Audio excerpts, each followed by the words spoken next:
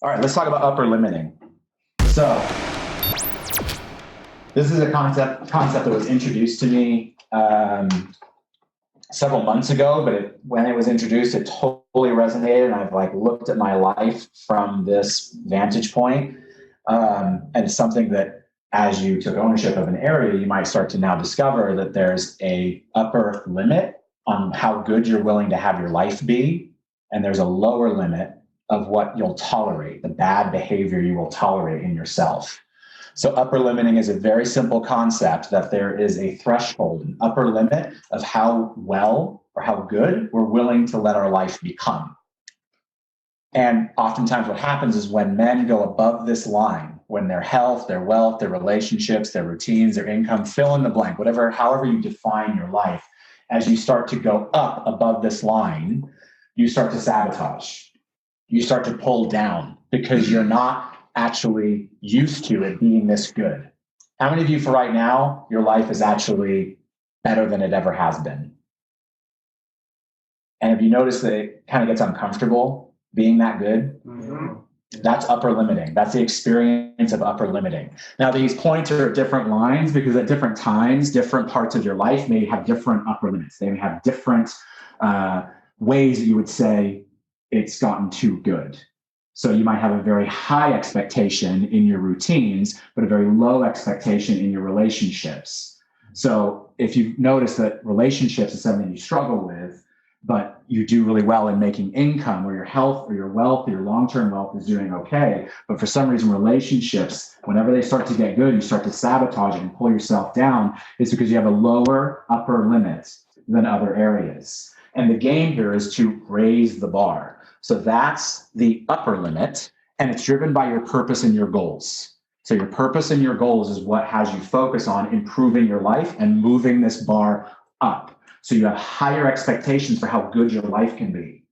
This is a very precious life that you've been given. It's very rare and uncommon that you would even be born. It's a 400 billion to 1 chance, actually, that your mother's egg and your father's sperm actually were the two that got together. 400 billion to 1. The fact you're even alive is a pretty phenomenal miracle. And going above your upper limit is the opportunity to live a full life, to take care of this precious life you've been given. So this upper limit is how good you're willing to have it. Now that also means there's a similar and parallel lower limit. And I'll get to that in just a second. What pushes you down, why you sabotage, like my company that I was working for was sold for $1 billion. I got married to the woman of my dreams. I moved into this great house. I'm in the best shape of my life, the health of my life. But I started to get so uncomfortable. I started to look for why everything was so wrong. That is because I have a limiting belief. There's only so good I'm willing to have my life. And I'm way beyond it. Like I thought I was never going to have more than $1,000 to my name. And all of a sudden I've been given all this abundance. So there's this limiting belief that pushes you down underneath that limit. And that's where you start to play out behaviors that push you down. You start to play out patterns of self-sabotage. Start drinking more, start looking at porn, stop being in communication with people. You start, getting negative or making excuses. You drop your routines. There's all these things that you were doing that got you here, and then you stop doing them. And you stop doing them most likely if you kind of wake up one day and like, why do I not feel happy? It's because you've bumped up against your upper limit and you're pushing yourself back down.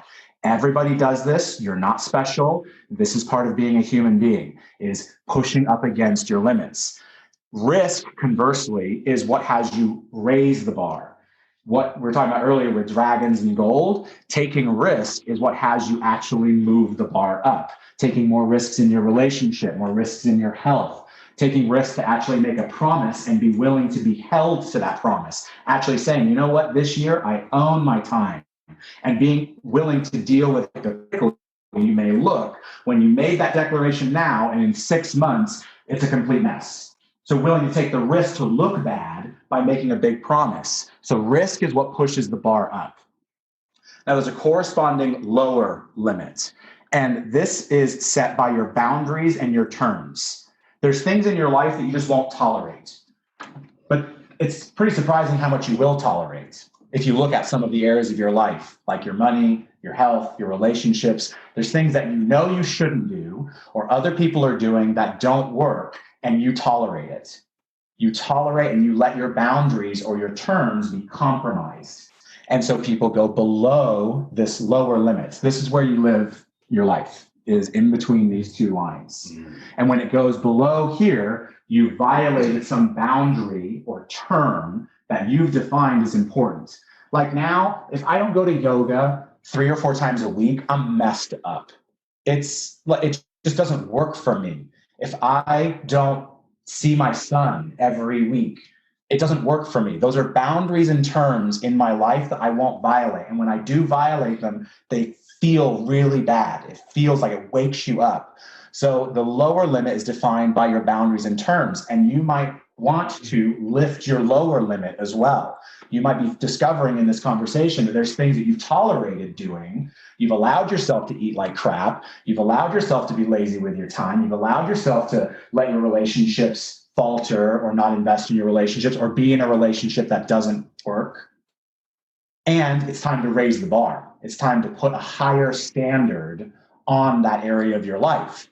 So this is how bad you're willing to let life get.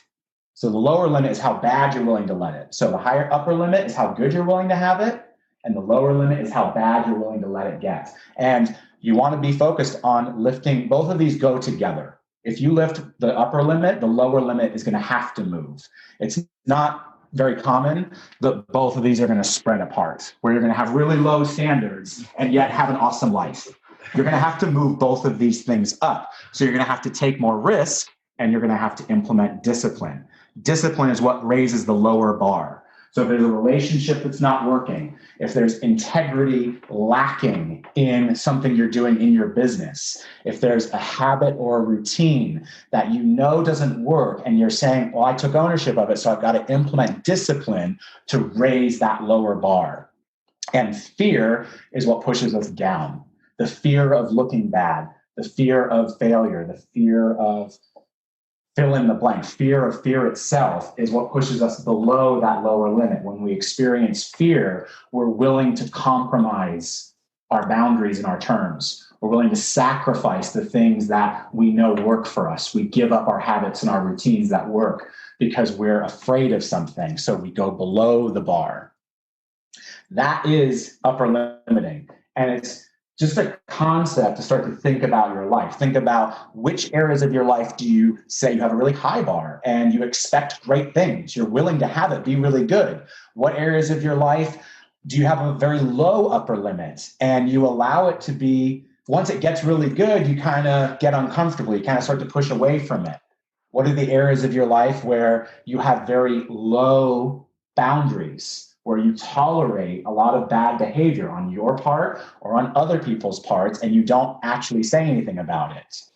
Or where they're lower limits where you have put in discipline, and now it would be weird if you behaved like you did when you were in college. You know, like if I was taking shots every night, like I did when I was in college, and snorting cocaine, like that's not how I'm going to live my life anymore. That's a boundary, a limit. I'll never go there again. It's not how I want to live my life.